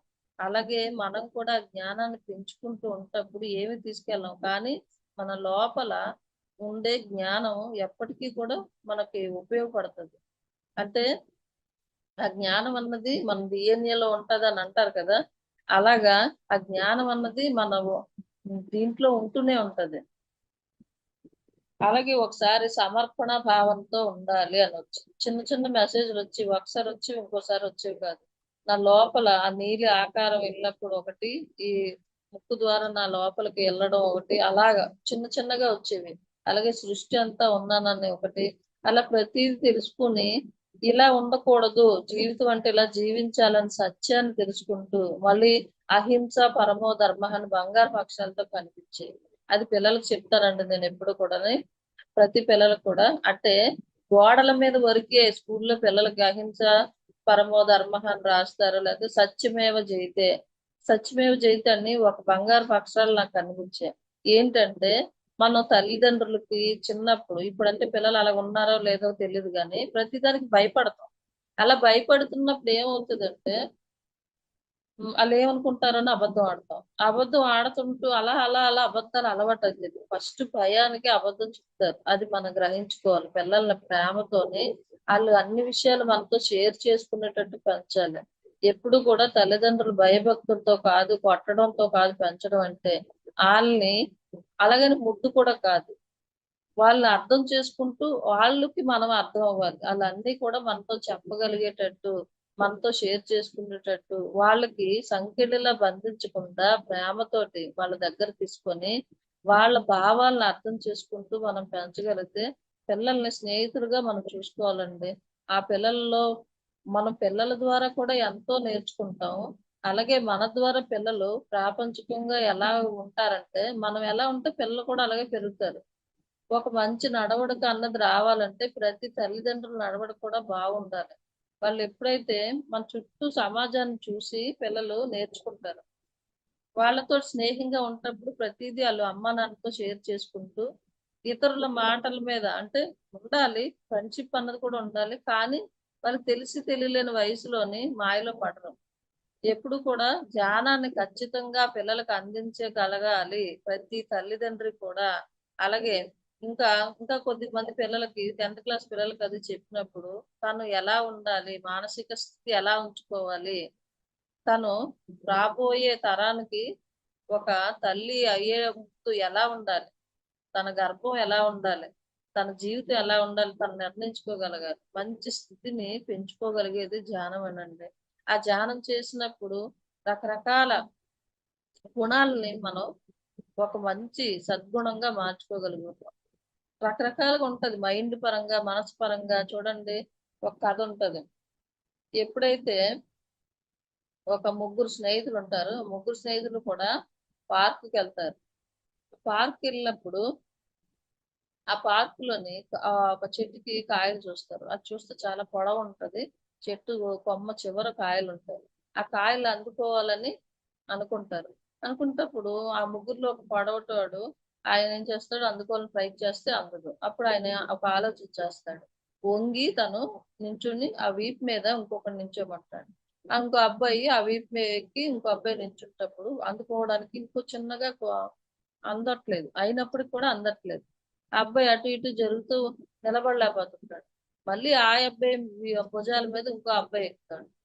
అప్పుడు ఆ ఫలాలు అందుకొని కోసుకొని తింటారు. అంటే దానికి అర్థం ఏమని చెప్పారంటే ఆ పొడవటి వాడు ఏకాగ్రత అయితే ఈ మధ్యలో ఉన్న అబ్బాయి మనసు. ఎప్పుడైతే అబ్బాయి ఏకాగ్రత కలిగి వంగి ఉన్నాడో ఆ ఏకాగ్రతతో ఉన్నప్పుడు మనసు దాని మీద ఎక్కి నించుంటప్పుడు చంచలంగా ఉంటే ఊగుతుంది అటు ఇటుని. దానికి ఎప్పుడైతే శక్తినిచ్చి నేనున్నాను అని చెప్పి ఎరుక వస్తుందో ఆ ఫలాల్ని అంటే మనం ఎరుకతో మనసుని అదుపు చేసుకుంటూ చక్కగా మా ఒక శక్తిని తీసుకుంటామో అప్పుడు మనకు రావాల్సిన ఫలాలు అందుతాయని అర్థం అని చెప్పారండి. ఆ సత్య శోధన బుక్కులో నా బుక్ బుద్ధుడు గురించి. ఆ బుద్ధుడు గురించి బుక్ చదివినప్పుడు చూడండి ఎన్ని ఉన్నాయి ఆయనకి. రాజభోగం, చక్రవర్తిత్వం, అందమైన భార్య, బిడ్డ అన్ని ఉన్నప్పటికి కూడా దుఃఖాన్ని నివారించడానికి ఆయన అవన్నీ త్యజించారు. అంటే ఆయన జన్మ ప్రణాళికలో భాగం అది తెలుసుకోవాలని. అందరికీ కూడా ఆ దుఃఖాన్ని పోగొట్టడానికి ఆయన సర్వస్వాన్ని త్యాగం చేశారు బుద్ధ భగవానుడు. బుద్ధ భగవానుడికి హృదయపూర్వక ధన్యవాదాలండి. మనకి ఈ ఆనాపానసతి ధ్యానం మనకి ఇంత అర్థమైందంటే ఫస్ట్ బుద్ధ భగవాన్. దానిని పత్రి గారు చాలా ఈజీగా మనకి అది చాలా కష్టమైన పద్ధతి, అన్ని వదిలి వెళ్ళిపోవాలి, ఇలా ఉండాలి, అలా ఉండాలి, ఆ భయాలన్నిటినీ పోగొట్టి అరటిపండు ఒలిచిపెట్టినట్టు పెట్టారు మనకి ధ్యానం అంటే. ఎన్ని కష్టాలు పడ్డారు, ఎన్ని బుక్స్ చదివాము. మిలారప్ప గాని ధ్యాన సాధన గురించి ఒక్కొక్కరు తలకిందులు తపస్సు చేశారు. ముముక్షు ముళ్ళకిరటం బుక్ చూడండి, ఎంత కష్టపడతాడు. కానీ మనకి మన గురువు గారు ఎంత ఈజీగా చెప్పారు. అంటే ఏది త్వజించక్కర్లేదు, సంసారంలోనే నిర్వాణము అని తెలియజెప్పారు. ప్రతి ఒక్కటి కూడా మనం ధ్యాన సాధన చేస్తూ జ్ఞానాన్ని పెంచుకుంటూ అవగాహన చేసుకుని ముందుకు వెళ్ళిపోతూ ఉంటే రావాల్సింది వస్తే తీరుతుంది. కానీ దానికి ఉండవలసింది ఏకాగ్రత, మనసుని చక్కగా మన మనసుని, అందుకే కోతిలా కాకుండా మనసుని ఆంజనేయ స్వామిలో చూసుకోవాలి. మనలోకి మనం ప్రయాణం చేస్తూ విశ్వశక్తిని తీసుకుంటూ ప్రతి క్షణం ఎరుకుతూ ఉంటూ ఆనందంతో ఉంటూ ఇతరుల పట్ల మనం దైవాలుగా మారిపోయామా అని నేను ఫస్ట్ అనుకున్నాను. మనం దైవమా, దానికి రుజువేంటి అని అనుకుంటున్నాను. అంటే దైవం ఎలా ఉంటది, అలాంటి లక్షణాలు మనలో కూడా ఉండాలి. క్షమ, కరుణ, ప్రేమ అన్ని కూడా మనలో ఎప్పుడైతే ఉంటాయి, మనకు చూడండి ధ్యానం చేసే కొద్దీ ఒకప్పుడు మన లోపల ఉన్న కోపం, క్రోధం ఇవన్నీ పోతాయి. అసూయ, ద్వేషాలు పైనే ఉంటాయి, ఇవన్నీ లోపల ఏమీ ఉండవు. పైన మనం ఈ ప్రాపంచిగా ఉన్నాం కాబట్టి అవి ప్రదర్శిస్తాం. కానీ లోపలికి తీసుకున్నప్పుడు ఏమవుతుంది, ఆ లోపల తీసుకున్న క్రోధం కుంపట్లా కూర్చుంటది లోపల. అందుకే బీపీ, షుగర్లు వస్తాయి అంటారు. చూడండి, కోపాన్ని ప్రదర్శించవచ్చు, కోపాన్ని క్రోధంగా మార్చకూడదు. క్రోధం ఏం చేస్తుంది, లోపలికి వెళ్ళిపోయి నన్ను అంటాడా, నన్ను అంటాడా, నన్ను అంటాడా అని అలా పదే పదే పదే అనుకొని అసూయ ద్వేషాలన్నీ ఏదైనా చెయ్యాలి, ఇలా చేయాలి, అలా చేయాలి, అవమానించాలి అన్న కసి ప్రతీకారాల్లో పెరిగిపోతాయి. అదే కోపాన్ని మా క్షణం ప్రదర్శించి అక్కడి నుంచి తప్పుకుంటప్పుడు దాంతో మన సంబంధం లేనట్టు మనం ఉంటప్పుడు లోపలికి తీసుకోం. ఏదైనా సరే అవసరమైంది మన లోపల తీసుకోవాలి, అనవసరమైనట్టు సార్ అప్పుడు ఏం చెప్పేవారు, స్విచ్ ఆన్ ఆఫ్ లాగా ఉండాలి అని. ప్రతి క్షణం కూడా మనకి ఏది అవసరమో అది లోపల తీసుకోవాలి, అవసరం లేనిది మనకు పక్కకు తోసి మన కళ్ళు మూసుకొని మన పని మనం చేసుకోవాలి. ప్రతి క్షణం కూడా ఎరుకుతూ ఉంటేనండి నేనేం చేస్తున్నానో, నేనేం మాట్లాడుతున్నానో, ఇతరుల పట్ల నేను ఎలా ఉంటున్నానో, నా జీవితం ఏంటి, నన్ను నేను గమనించుకుంటే ఇతరులు ఎంచే పని ఉండదు. ఇతరులు ఎప్పుడైతే ఎంచుతామో, 1,000 చూపిస్తే 4,000 చూపిస్తే అంటారు చూసారా, ఆ స్థితిలోకి మనం వెళ్ళిపోతాం. అదంతా మనకు అనవసరం. మనం చక్కగా స్వాధ్యాయం చేసుకోవాలి, సజ్జన సాంగత్యం చేసుకోవాలి, ధ్యానం చేసుకోవాలి, చక్కగా ప్రచారం చేయాలి. మనకి చెప్పాలనిపించినప్పుడు ధ్యాన ప్రచారం ఇది ఇలాగా ఉంది, మీరు ధ్యానం చేసి కూర్చోండి, అలా ఏదైనా కష్టం చెప్పినట్టు కళ్ళు మూసుకొని కూర్చోవయ్యా, ధ్యానం చెయ్యు అని చెప్పి మార్గదర్శకులుగా ఎదగాలి మనం.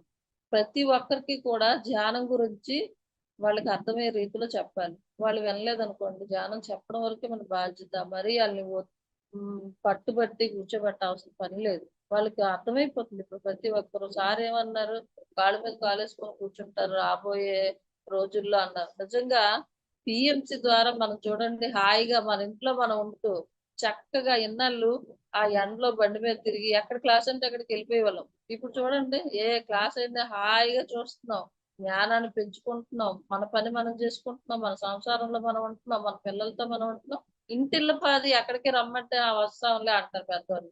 కానీ ఇప్పుడు పిఎంసి పెడితే చక్కగా ఇంట్లో కూర్చొని హాయిగా వింటున్నాం. గురు సాంగత్యం గాని, సత్యదర్శనం గాని, ప్రతి ప్రోగ్రాం ఎంత అద్భుతంగా ఉంటాయండి. స్పిరిచువల్ జర్నీ గాని, పిరమిడ్స్ గురించి తెలుసుకోవడం గాని, శాకాహారం గురించి గాని, ప్రతిదీ కూడా ఎంత అసలు మనకు టైం ఎలా గడుస్తుందో కూడా తెలియట్లేదు.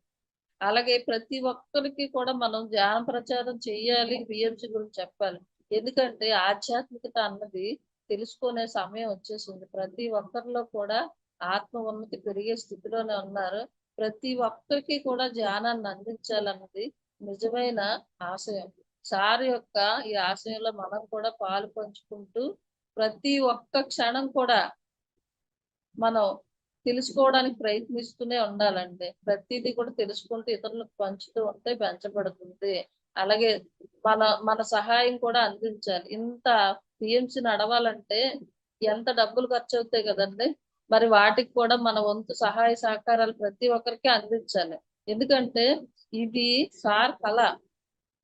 ఆ కళని నెరవేర్చడంలో మన బాధ్యత, మన వంతు కూడా మనం ఇవ్వాలి.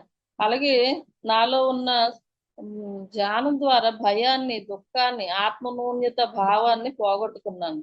హాయిగా ఆనందంగా జీవిస్తున్నానంటే మనకి మన గురువు గారు ధ్యానం అందించబట్టే కదా! ప్రతి ఒక్కరు దుఃఖాన్ని దూరం చేయగలిగేది ధ్యానమేనండి. మనం అనుకుంటాం ఏదో అని. కానీ ఎప్పుడైతే మనల్ని మనం తెలుసుకుంటామో, మనకి దుఃఖానికి కారణం ఏంటని తెలుసుకుంటామో, అక్కడి నుంచి ఆ స్థితి నుంచి బయటపడిపోతాం. ఎప్పుడైతే బయటకొస్తామో పదే పదే నెమరు వేసుకుంటూ ఆ దుఃఖంలో ఉండం. వర్తమానంలో ఉండడం అలవాటయిపోతుంది.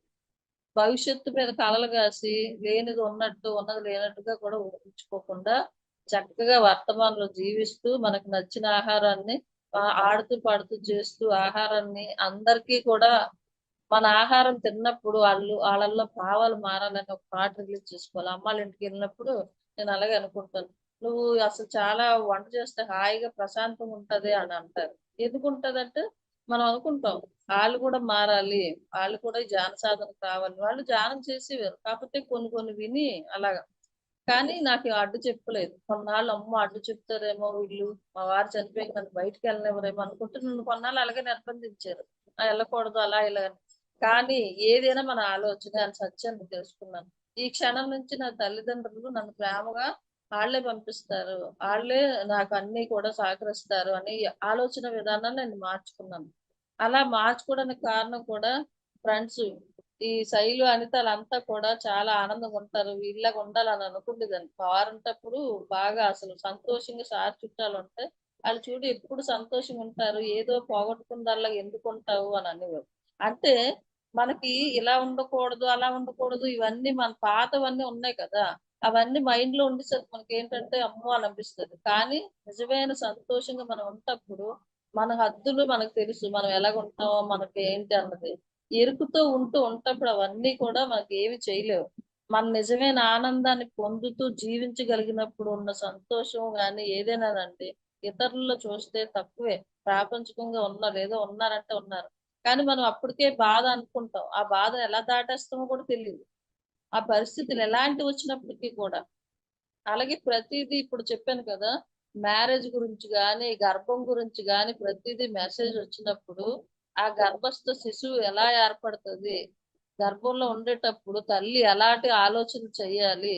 ఆహారాన్ని ఎలా తీసుకోవాలి? రాబోయే తరాన్ని ఒక స్త్రీ అంటే ఉన్నతమైన స్త్రీ అని అంటారు. కానీ తెలియకుండా అంటారు గానీ, ఆవిడి సక్రమంగా ఉన్నప్పుడు రాబోయే తరంలో పిల్లల్ని ఎప్పుడైతే మంచి బుక్స్, మంచి ఆలోచనలతో ఆ తల్లి జీవిస్తాదో, ఆ 9 నెలలు కూడా ఆ గర్భంలోనే జ్ఞానం అన్నది నేర్చుకుంటదని మనం ఎన్నో పురాణ కథలు విన్నాం. ప్రహ్లాదుడు గాని, ధ్రువుడు గాని వీళ్ళందరూ కూడా. అలాగే ఇప్పుడు ప్రతి తల్లి కూడా బిడ్డ మీద ఇష్టంగా అంటే శబ్దాలు లేకుండా సీతాదేవి కూడా అడవుల్లోకెళ్ళి ఆ వనవాసంలో ఎందుకుంది? ఆ పిల్లలు అవన్నీ నేర్చుకోవాలి, చుట్టూ ప్రశాంతత పొందాలని. మనమేం వనాలకెళ్ళక్కర్లేదు. అలాగని ఎళ్ళకూడదు. కొంతమంది కడుపు పెట్టుకొని వాళ్ళు చూస్తే నాకొక రోజు ఒక మాల్స్‌కెళ్ళినప్పుడు ఆ లోపల బిడ్డ మాట్లాడుతుంది. ఎంత అల్లకల్లోలం అయిపోతుందో తను. నాకైతే చాలా దుఃఖమొచ్చింది. ఏంటి ఇంత శబ్దంలో మనకే చిరాకుగా ఉంది. అలాంటిది అంత కడుపు 9 నెల అలా ఉన్నప్పుడు అంత ప్రశాంతత లేకుండా ఆ పిల్లలకి ఏమి ఇవ్వాలనుకుంటున్నారు ఈళ్ళసలు అని. అల్లా భయపడిపోతుందన్నమాట లోపల. నాకు వచ్చి ధ్యానం చెయ్యమ్మా అని చెప్పాలనిపించింది. కానీ ఆ క్షణం అనుకున్నాను. ధ్యాన మాతృత్వం అని పాంప్లెట్స్ అప్పుడు శంకర్రావు గారు పంచారు. నేను కూడా కొన్ని అవి తీసుకొని అవన్నీ పంచి కడుపుతో ఉన్నోళ్ళకందరికీ ధ్యానం చెప్పేదాన్ని. ఎప్పుడైతే తల్లి ధ్యానం అందుకుంటుందో బిడ్డ లోపల మీరేమి ఇవ్వక్కర్లే. చక్కనైన ప్రశాంతత ఇస్తే చాలు. ఆళ్ళు బయటకొచ్చి ఏడుపులు, పెడబొబ్బలు పెట్టరు. వాళ్ళు కూడా ప్రశాంతంగా మా మనవరాలైతే రాకముందే మెసేజ్ ఇచ్చింది. ఎవరు తను? ఎలా వస్తుంది? ఎందుకు వస్తుందని. తనొచ్చినప్పుడు అసలు ఎంత చెప్పలేమనమాట. అంత ఆనందంగా ఎప్పుడు సార్‌తో కూడా సార్ గుండ్ల మీద ఆడుకుంటే, "ఏం మేడం ఏడవదా తిను" అని అన్నారు. అసల ఆ గడ్డం పట్టుకొని ఆడుకుంటూ ఉండేది. ఎప్పుడైతే తల్లి గర్భావస్థ స్థితిలో ఏ బాధ లేకుండా అందుకేనండి సీమంతాలు అవి చేస్తారు. పుట్టింటికి ఎందుకు తీసుకొస్తారు? ఆనందంగా ఉంచడం కోసం. తను ఎంత ఆనందంగా ఉంటుందో, గర్భంలో ఉండే శిశువు కూడా అంత ఆనంద స్థితిని పొందుతది. బయటకొచ్చాక దుఃఖం లేకుండా జీవించడానికి ఇప్పుడు మనం చక్కగా ఆనందంగా ఏ తల్లయితే ఉంటుందో పిల్లలు కూడా విసిగించరు. చెప్పింది వింటారు. వాళ్ళతోటి మేము ఉన్నామని ఆత్మస్థితిని వాళ్ళకి ఇస్తామంటే గర్భద్వారం ద్వారా ఏ ఆపరేషన్ లేకుండా రావాలంటే తల్లి గర్భంలో ఉండే బిడ్డతో మాట్లాడాలి. ఆ క్షణంలో నొప్పులతో బాధపడుతూ ఉంటాం, కానీ ఒక్క క్షణం మనం ఆ ధ్యాన స్థితిలోకి వెళ్ళినప్పుడు ఆ పెయిన్ పక్కన పెట్టి నువ్వు ఎప్పుడు రావడానికి సిద్ధంగా ఉన్నావు, నీ రాక కోసం నేను ఎదురు చూస్తున్నాను పక్కన చేసుకొని చెప్పినప్పుడు ఆ మార్గాన్ని తనే ఎదుర్కొని రాగలగడానికి చాలా ప్రయత్నం చేస్తుంది. అయితే ధైర్యం నేనున్నానని చెప్పి వాళ్ళకి మార్గదర్శకులు వస్తే ఈ ఆపరేషన్స్ గోలే ఉండదండి. అది మా ఇంట్లోనే జరిగింది పెద్ద పాపకి. చూడండి మరి తను ఎప్పుడైతే గర్భంలోకి వస్తుందో తను తెలుసుకుంది. ప్రతి తల్లిని అడిగే శిశువు తను లోపలికి వస్తుంది, నేను రావచ్చా అని తల్లిని పర్మిషన్ అడిగి. అలాగే బిడ్డ కూడా తల్లిదండ్రులను ఎంచుకొని వస్తుంది. ఇది కూడా అందుకే స్టార్టింగ్ తనకు అనిపించింది ఎవరి గర్భం మంచిగా ఉంటుందో. ఎందుకు వామిటింగ్స్ ఇలా అయిపోతుంది అంటే ఒక దేవాలయంలో భగవంతుడిని నువ్వు ప్రతిష్ఠించినప్పుడు ఎంత శుభ్రంగా ఉంచుతావు, మరి నీ గర్భం ఎంత పరిశుద్ధంగా ఉండాలి, ఎంత శుద్ధిగా ఉండాలి.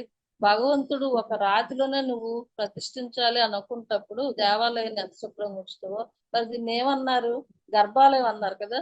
మరి ఆ గర్భాన్ని ఎంత శుద్ధిగా ఉంచుకోవాలి, ఆహారాన్ని ఎటువంటి ఆహారాన్ని తీసుకోవాలి, ధ్యాన శక్తిని పెంచుకున్నప్పుడు నీ బిడ్డ ఎంత ఆనందంగా ఉంటది లోపల. స్త్రీ మాతృత్వం గురించి తెలుసుకొని ఆ బిడ్డ కోసం ఇది చెయ్యండి, తప్పనిసరిగా ధ్యానం చెయ్యండి, శాకాహారులు కండి. శాకాహారం తీసుకున్నప్పుడు మన లోపల అణువులన్నీగా శాంతిగా ఉంటాయి. ఎప్పుడైతే ఏ జీవిని చంపి తిన్నామో ఆ జీవి దుఃఖానికి కారకులయ్యామో ఆ దుఃఖం మన జీవితంలో కూడా వస్తుందండి. అలాగే ఆ జీవి బాధపడి ఒకలాంటి ఇది రిలీజ్ చేస్తుందట. ఆ టాక్సిన్స్ అవి అన్నీ ఏమవుతాయి, ఆ శరీరానికి పట్టి ఉంటాయి. ఆ మాంసం తినడం వల్ల వీళ్ళలో కూడా భయాలు, దుఃఖాలు, రోగాలు అన్ని కూడా వస్తాయి. ఆ సత్యాన్ని ఎంతో మంది సైంటిస్టులు కానీ డాక్టర్స్ కానీ తెలియజెప్పినా సరే కొంతమంది వాదిస్తారు. వాదిస్తే వాదించుకునేవాళ్ళు, కానీ వాళ్ళకి తెలుస్తుంది. మనం ఒక్క క్షణం ఈ పని ఎందుకు చేస్తున్నాము అని అనుకుంటప్పుడు వాళ్ళకి ఎప్పటికైనా సరే ఆత్మ అన్నది మేల్కొల్పుకుంటది. చెప్పే బాధ్యత మనకు ఉంది. ఇలా మాంసాహారం తినడం వల్ల మన లోపల ఇలా ప్రక్రియ జరుగుతుంది, కాబట్టి మీరు మాంసాహారం తీసుకోవద్దు, శాకాహారాన్ని తీసుకోండి అని చెప్పాలి. అలా చెప్పడం మన ధర్మం. ఎప్పుడైతే వాళ్ళు వింటారో వినకపోతే వాళ్ళ ఇష్టం, కానీ ప్రతి ఒక్కరికి కూడా శాకాహార విలువలు తెలియజేయాలి. గర్భస్థ శిశువుకి మనం ధ్యానాన్ని అందించాలి. ఖచ్చితంగా అక్కడ ఇద్దరు నేర్చుకున్నట్టు ధ్యానం, తల్లి బిడ్డ. కాబట్టి ఎవరు గర్భంతో కనిపించినా వాళ్ళకి ధ్యాన పరిచయం చేయండి తప్పనిసరిగా, ప్రతి ఒక్క మాస్టర్ కూడా. అలాగే పిల్లల్ని తెల్లవారు లేచిన వెంటనే మనం విన్నర్లు ఏం చేసేవాళ్ళం, కరాగ్రే వసతే లక్ష్మి, అలా కరమూలే గోవింద్ అని రెండు చేతులు కళ్ళకి పెట్టుకొని కళ్ళు తెరిచేవాళ్ళం. కానీ ఇప్పుడు మనం లేచి ఏం చేస్తున్నాం, అలా తెల్లవారు లేకగానే భూమాతకి దండం పెట్టుకొని మేము అడుగు కింద పెట్టిమని చెప్పేవారు అమ్మ వాళ్ళు. ప్రతి క్షణం చూసారా పెద్దవాళ్ళు చెప్పినవి ఏవో అన్ని చాదస్తాలతో ఉంటారంటారు, కానీ వాళ్ళు ప్రతి జీవితాన్ని ఆనందంగా జీవించారు, తిట్లు తుమ్ములతో జీవించలే. వాళ్ళు ఏమనేవారు, ఒక తిట్టాలన్నా నీ ఇల్లు బంగారం అన్న తిట్టేవారు, వెధవ అనేవారు. చిన్న చిన్న మాటలు కూడా వాళ్ళు జాగ్రత్తగా మాట్లాడేవారు. మనం ఇప్పుడు చాలా నోటికి ఇష్టం వచ్చినట్టు మాట్లాడుతున్నాం. మనం కదలండి, మనం తెలుసుకున్నాక అవి మానేసాం. ప్రతిదీ చిరాకు విసుగుతో కూడి వాళ్ళని ఇలాగా నువ్వు అలా పనికొస్తావా అంటే నోట్లోని మాటలు వదిలివేస్తే వాళ్ళకి తల్లి శపించకూడదు అని అంటారు, కానీ తల్లి తండ్రి అని కాదు, ఎవరు మాట వదిలినా అవి ఎక్కడికి వెళ్ళవో, తిరిగి తిరిగి మళ్ళీ అక్కడికే వస్తాయి. కాబట్టి నోటిలోని మాట నుదుటి మీద రాత. సార్ చెప్పిన ప్రతి వాక్యాన్ని పట్టుకొని దాన్ని ఆచరించగలిగితే నిజమైన పిరమిడ్ మాస్టర్ అండి. ఎవరిని జడ్జి చేయకూడదు, ఎవరిని మన కామెంట్స్ చేయకూడదు, ఇవన్నీ కూడా పాటించినప్పుడు మనం సత్య జీవితంలో జీవించినట్టే, సత్య మార్గం వైపు ఉన్నట్టే. ప్రతి క్షణం సార్ చెప్పిన ప్రతి క్షణం కూడా మనం జీవించాలి. సజ్జన సాంగత్యంతో ఉంటూ, ఆచార సాంగత్యం చేస్తూ, అలాగే స్వాధ్యాయం చేస్తూ, ధ్యానం చేస్తూ, వర్తమానంలో ఉంటూ, శాకాహారులమే అహింసా ధర్మాన్ని పాటిస్తూ, అహింసా మార్గాన్ని బోధిస్తూ, ధ్యాన మార్గాన్ని బోధిస్తూ ఉంటే మన జీవితం ధన్యం ఉంటాయి. టైం ఉందా లేదా? థ్యాంక్ యూ మేడం, ఎంతో అద్భుతంగా చెప్పారు. ప్రతిదీ అసలు ఇది ఇది ఎక్కువ ఇది తక్కువ అనేది కాకుండా ప్రతి విషయాన్ని చాలా చక్కగా చెప్పారు. ఒక స్త్రీ ఎలా ఉండాలి, గర్భంతో ఉన్నప్పుడు ఎలా ఉండాలి, పత్రి సార్తో ఉన్న అనుభవాలు కానివ్వండి, ఆ భగవంతుడిని చూడటం కోసం మనం బయట ఎక్కడెక్కడో వెళ్తుంటాము, అక్కడ ఉన్న దేవుడు ఇక్కడ కాదు, ప్రతి విషయాన్ని చాలా బాగా చెప్పారు. Thank you so much. అలాగే ఇంకొకసారి ఇంకో క్లాస్ తీసుకుందాం. ఒక మెసేజ్ నాకు తిరుపతి అని విజయవాడ అని లేకపోతే వైజాగ్ ఎక్కడ ఇల్లు కట్టుకోవాలి అన్ని అరకు నుంచి వస్తా అనుకున్నప్పుడు నాకు ఇలాగ అక్షరాలతో సహా చూపించారు. అంతా నీదే కానీ ఏది నీది కాదు అని ఆ క్షణం అనిపించింది. ఎక్కడ నా ప్లేస్ ఏంటి, ఇలా తిరుగుతున్నాను, ఎక్కడ 10 ఏళ్ళు అక్కడ 10 ఏళ్ళు, ఎక్కడ నేను పూర్తిగా స్టాండర్డ్ గా ఒక చోట ఉండాలనుకున్నప్పుడు అలా ఒక అక్షరాలలాగా నాకు బండి మీద వెళ్తూ కనిపించింది. అంతా నీదే కానీ ఏది నీది కాదు అన్న ఎప్పుడైతే ఆ మెసేజ్ తీసుకున్నానో ఇప్పుడు నేను ఎక్కడుంటే అదే నాది, అన్ని నావే కానీ ఏది తీసుకెళ్ళం కదా.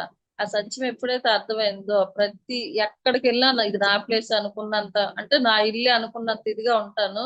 అందరితోటి నా వాళ్ళు అనుకుంటాను. ఇది నా రాష్ట్రం ఇలాంటి పెట్టుకోవద్దండి. తెలంగాణ లేకపోతే ఆంధ్ర అని పెట్టుకోకూడదు. అసలు అందరం జానులు అందరం వసుదైక కుటుంబం ఎప్పుడు కూడా అలానే ఉండాలి, వసుదైక కుటుంబం లాగే ఉండాలి. ప్రతి ఒక్కరూ కూడాని మనసులోనే కల్మషం లేకుండా ఉన్నప్పుడు చిన్నపిల్లలుగా మారిపోవాలి. యేసు ప్రభు చెప్పారు కదా, అంటే పసిపాపల్లాగా అయిపోవాలి. వాళ్ళు ఎలా ఉంటారు, అప్పటికే కొట్టుకుంటారు, అప్పటికే కలిసిపోతారు.